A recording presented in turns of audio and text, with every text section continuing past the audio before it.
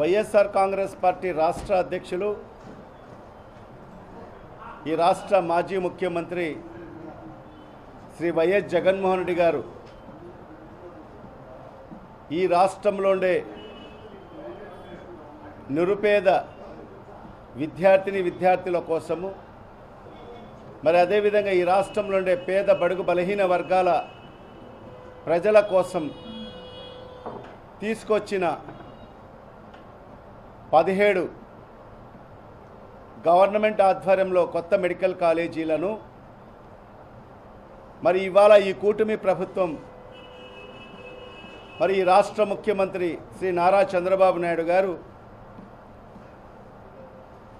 ఇవాళ ప్రైవేట్ వ్యక్తులకు అమ్మేసే కార్యక్రమాన్ని శ్రీకారం చుట్టడం జరిగింది. మరి ఆ ప్రైవేటీకరణకు వైఎస్ఆర్ కాంగ్రెస్ పార్టీ వ్యతిరేకిస్తూ మా నాయకుడు శ్రీ వైఎస్ జగన్మోహన్ రెడ్డి గారి ఆదేశానుసారంగానే ఈ రాష్ట్ర వ్యాప్తంగా 1 కోటి సంతకాల సేకరణ కార్యక్రమాన్ని కూడా దిగ్విజయంగా నిర్వహించుకోవడం జరిగింది. మరి రేపు 12వ తేదీ బుధవారం రోజు రాష్ట్ర వ్యాప్తంగా అన్ని నియోజకవర్గ హెడ్ క్వార్టర్లలో పెద్ద ఎత్తున ప్రజల్ని కలుపుకొని ప్రజల్ని భాగస్వాములుగా చేసుకొని మరి వైఎస్ఆర్ కాంగ్రెస్ పార్టీ నాయకులు నాయకురాళ్ళు వైఎస్ఆర్ కాంగ్రెస్ పార్టీ అభిమానులు జగనన్న అభిమానులు మరి అదేవిధంగా యువత విద్యార్థులు కలిసి వచ్చే అన్ని రాజకీయ పార్టీలను కలుపుకొని కలిసి వచ్చే అన్ని ప్రజా సంఘాలను కలుపుకొని కలిసి వచ్చే అన్ని విద్యార్థి సంఘాలను కలుపుకొని రేపు 12వ తేదీ బుధవారము పెద్ద ఎత్తున అన్ని నియోజకవర్గ హెడ్ క్వార్టర్లలో ర్యాలీ నిర్వహించడం జరుగుతుంది. దాంట్లో భాగంగానే కడప నగరంలో కూడా పెద్ద ఎత్తున 12వ తేదీ బుధవారము ఉదయం 10 గంటలకు వైఎస్ఆర్ కాంగ్రెస్ పార్టీ జిల్లా కార్యాలయం నుంచి ర్యాలీ ప్రారంభమై మరి ఆర్డీఓ ఆఫీస్ వరకు మరి ఆ ర్యాలీని కొనసాగించడం జరుగుతుంది. మరి ఆర్డీఓ గారిని కలిసి వినతి పత్రాన్ని మరి ఏదైతే ఈ మెడికల్ కాలేజీలు ప్రైవేటీకరణకు వ్యతిరేకంగా మరి ఈ రాష్ట్ర ప్రభుత్వానికి కనువిప్పు కలిగే విధంగా మరి ఈ రాష్ట్ర ప్రభుత్వానికి మరి ప్రజలు పడుతున్న ఇబ్బందులన్నీ కూడా వివరంగా వివరించి మరి ఒక రిప్రజెంటేషన్ని ఆర్డీఓ ద్వారా ఈ రాష్ట్ర ప్రభుత్వానికి పంపించడం జరుగుతుంది. మరి ఇవాళ ఒకటే ఈ రాష్ట్రంలో కూటమి ప్రభుత్వం అధికారంలోకి వచ్చి 18 మాసాలు కావస్తుంది. మరి ఈ 18 మాసాలలో మరి ఈ కూటమి ప్రభుత్వం అన్ని వ్యవస్థల్ని నిర్వీర్యం చేస్తూ మరి ఏదైతే ఎన్నికల ముందు ప్రజలకిచ్చిన హామీలన్నీ కూడా తుంగలో తొక్కి నీరు గారుస్తూ మరి ఏ ఒక్క హామీని కూడా ఈ రాష్ట్ర ప్రజలకు అందించుకోకుండా మరి గతంలో జగన్మోహన్ రెడ్డి గారి ప్రభుత్వం తీసుకొచ్చిన ఏదైతే మెడికల్ కాలేజీలు ఒకేసారి 17 కొత్త మెడికల్ కాలేజీలు, అది కూడా ప్రభుత్వ ఆధ్వర్యంలో, ఇది ఒక చరిత్ర. ఎందుకు చెప్తున్నానంటే ఈ భారతదేశానికి స్వతంత్రం వచ్చి 76 సంవత్సరాలు. ఈ 76 సంవత్సరాలలో మన రాష్ట్రంలో ప్రభుత్వ ఆధ్వర్యంలో ఎన్ని మెడికల్ కాలేజీలు నడుస్తున్నాయి అంటే 12 మాత్రమే. మరి ఆ 12లో కూడా ఆ మహానేత దివంగత ముఖ్యమంత్రి డాక్టర్ వైఎస్ రాజశేఖర రెడ్డిగా ముఖ్యమంత్రిగా ఉన్న సందర్భంలో మరి ఆయన 5 ఏళ్ల కాలంలో 5 కొత్త ప్రభుత్వ ఆధ్వర్యంలో మరి Rajiv Gandhi institute of medical sciences అనే పేరుతో 5 కొత్త మెడికల్ కాలేజీల్ని మరి ఈ రాష్ట్రంలో తీసుకురావడం జరిగింది.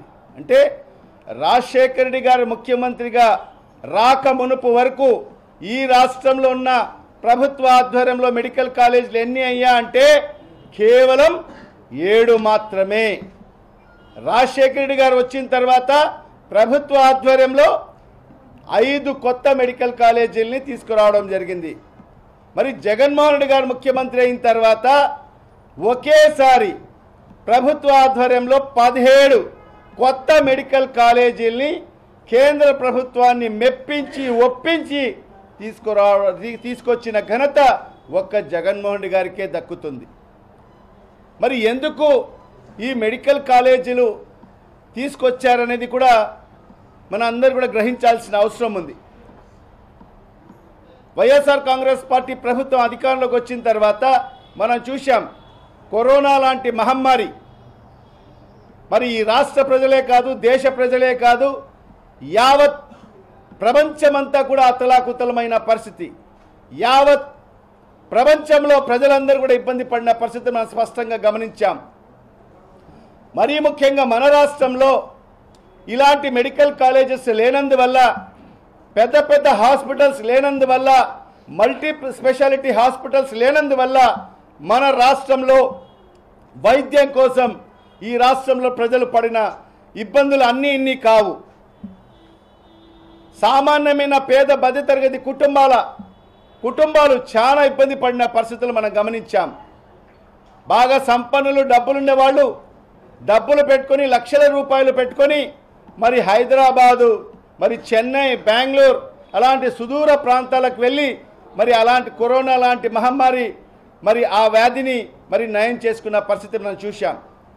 కానీ మన రాష్ట్రంలో, విడిపోయిన రాష్ట్రంలో మనకు ఇలాంటి మల్టీ స్పెషాలిటీ హాస్పిటల్స్ లేనందువల్ల మరి ఈ రాష్ట్రంలో ప్రజలు చాలా ఇబ్బంది పడ్డారు. అలాంటి పాండమిక్ సిచ్యువేషన్లో ఈ రాష్ట్ర ప్రజలు ఇబ్బంది పడ్డారని గ్రహించి జగన్మోహన్ రెడ్డి గారు మరి ఈ పాండమిక్ అయిపోయిన తర్వాత ఖచ్చితంగా ఈ రాష్ట్రంలో ప్రతి జిల్లా హెడ్ క్వార్టర్లో ఒక మెడికల్ కాలేజ్ ఉండాలి అని చెప్పి భావించి మరి 17 కొత్త మెడికల్ కాలేజీని తీసుకురావడం జరిగింది. అంటే ఇవాళ ఒక్కసారి ప్రజలు కూడా ఆలోచన చేయాలి.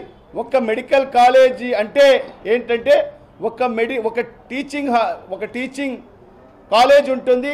దానికి అనుసంధానంగా 500 నుంచి 650 పడకల టీచింగ్ హాస్పిటల్ కూడా అందుబాటులోకి వస్తుంది.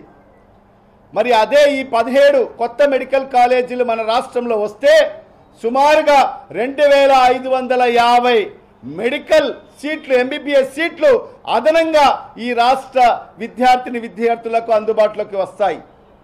మరి అదే కాకుండా ప్రతి జిల్లాలో మరి 500 నుంచి 650 పడకల ఆసుపత్రి అక్కడ ఏర్పాటు చేస్తే మరి ఆ ప్రాంతంలో ఉండే పేద బడుగు బలహీన వర్గాల మరి అక్కడ పేద ప్రజలకందరికి కూడా మెరుగైన వైద్యం అక్కడే వాళ్ళ ప్రాంతంలోనే అందుబాటులోకి వచ్చే అవకాశం ఉంటుంది. మరి అలాంటి ఒక మంచి ఆలోచనతో జగన్మోహన్ రెడ్డి గారు ఎవరు కూడా ఆలోచన కూడా చేయనటువంటి విధంగా జగన్మోహన్ రెడ్డి గారు ఈ రాష్ట్ర ప్రజల మీద ఆయనకుండే ప్రేమానురాగాలు మరి అలాంటివి, పేద బడుగు బలహీన వర్గాల మీద మరి ఆయనకుండే ప్రేమ అలాంటిది. దాన్ని చాటి చెప్తూ మరి 17 కొత్త మెడికల్ కాలేజీలు తీసుకురావడం జరిగింది. మరి ఇవాళ ఈ మీడియా ముఖంగా నేను మరి ఇవాళ ఈ కూటమి పెద్దలు మరి ఈ రాష్ట్ర ముఖ్యమంత్రి శ్రీ నారా చంద్రబాబు నాయుడుకి ఒక ప్రశ్న అడుగుతున్నాను. అయ్యా ముఖ్యమంత్రి గారు, నారా చంద్రబాబు నాయుడు గారు, మీరు ఇప్పటికే 3 పర్యాయాలు ముఖ్యమంత్రిగా పనిచేశారు. అంటే 15 ఏళ్ళు ఈ రాష్ట్రానికి ముఖ్యమంత్రిగా చేసిన ఏకైక వ్యక్తివి నువ్వు. నీ 15 ఏళ్ల ముఖ్యమంత్రిగా పనిచేసిన సందర్భంలో మరి ఏనాడైనా నువ్వు ఒక్కటన్నా ప్రభుత్వ ఆధ్వర్యంలో మెడికల్ కాలేజీ రాష్ట్రానికి తీసుకొచ్చావా? ఈ రాష్ట్ర ప్రజలకు సమాధానం చెప్పాల్సిన అవసరం ఉంది.